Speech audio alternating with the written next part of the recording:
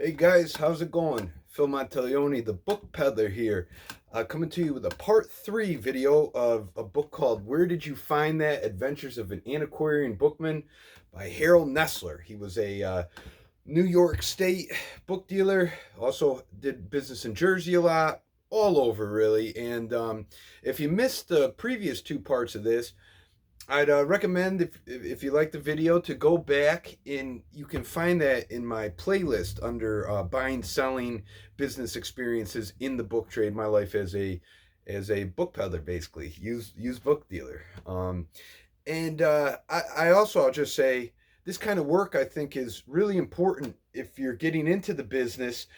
Invest in yourself a little bit, and this is one ways to do it. You can learn about how the book dealers, peddlers, well, they were in a sense, a lot of them in the past operated. Um, and you can possibly incorporate some of their methods and ideas into your own business. I'm always able to pull little gems out of them that help assist me in buys, sales, and everything else across the board. So let's get into this book. If you haven't, I hope you like and subscribe to the channel. If you enjoy it, helps out the algorithm, helps me out a little bit from my understanding. And let's get to it. So this quote has to do with having a poor memory, reference to poor memory. It's actually a professor talking to his students. And I really hope that I explained this well from my perspective because I've had a little bit of trouble doing so, but let's move with it, huh? Quote, professor says to his class, "You will remember very little of what I have tried to teach you in class, but when something happens in the future, you will be able to understand it better because of what you heard here." End quote. Nestler says that is true in the book business. You can completely forget about a certain subject, but when you come across a book on it, you can instantly recognize its importance. Again, you will remember very little about what you've been taught or maybe what you have read or watched, but when it comes time, you're going to recognize how that played a role, well, when dealing with business, basically. So let me give you an example. It took a minute because this happened actually on a recent pick of mine in Virginia. And until I read that quote and thought about it, it didn't strike me as at the in the moment as to what I was doing until I took a step back and thought about it.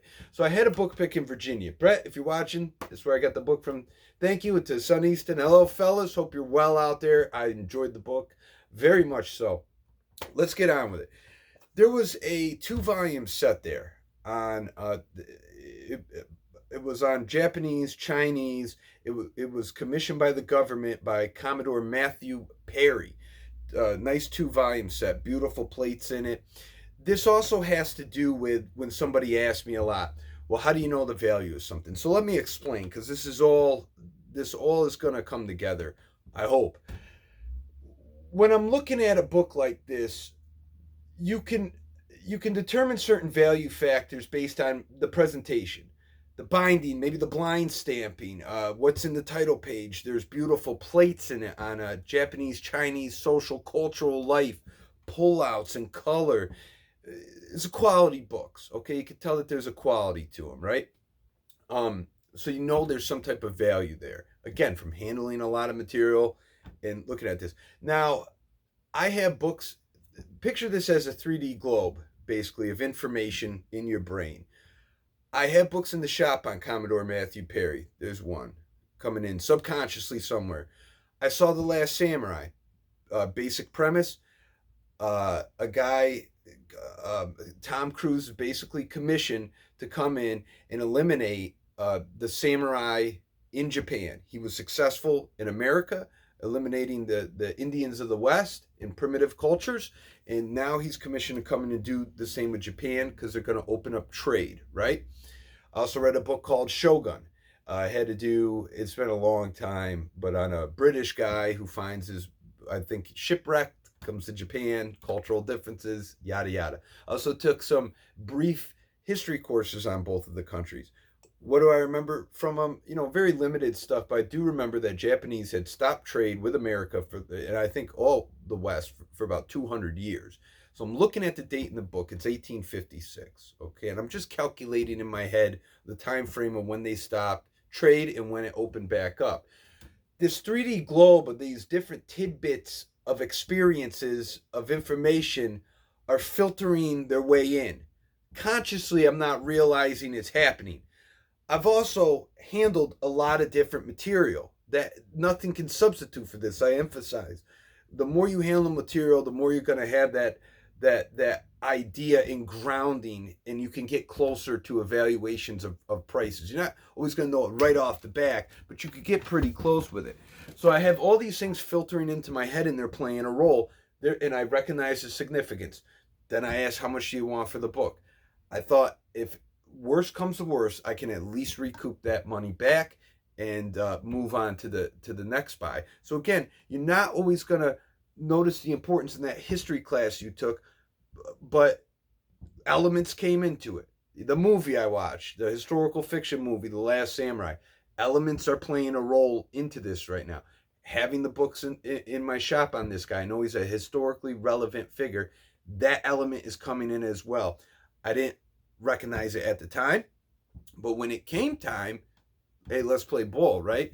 So it's really neat, and that quote just really resonated with me. It did obviously with Nestler as well. He deemed it important enough to put in his book, and I hope I explained that well to you. I can also relate it in a sense to, say, like antiques and whatnot. You've been around antiques enough, you can determine a lot of things on the quality and weight of an item, the weight of it.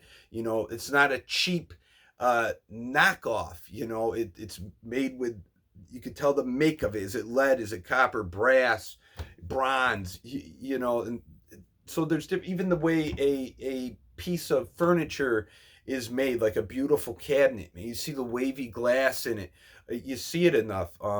The dovetails, the fineness, the spacing, all this stuff is relatable, and it just goes to show, the more you do invest in yourself, read books like this, see and handle different material, recognize your leathers and your marblings and all this to the books, it's going to aid and assist you in a buy. Real quick, I don't want to run the video too long, but my buddy's wife, it's funny because I'd be excited after a buy that I made down in Florida this year, and I bring it back. Hey, check this out. It's great, blah, blah, blah. You go, you paid that much for it? And, well, how do you know what it's worth? And, simple answer, you don't always know, but you do have an idea. I mean, you, based on all these different things that I just have talked about here, you're going to be able to get close to an evaluation based on certain points within the material. Okay, and the more you do it, the more it's going to stick with you. Again, you're not always going to remember everything, but when the time comes, somehow you're pulling it. Whether you realize it or not, you're pulling from your past experiences and things you've read, and what wasn't relevant at one point becomes relevant. You might not even notice it. So continue to invest in yourself. Read books like this if you're starting out selling. Read bookseller catalogs are extremely beneficial, and soak it up like a sponge. It's going to assist you in this business tremendously. I know it has for me, and I hope you all enjoyed this video. Okay, guys, till next time, take care.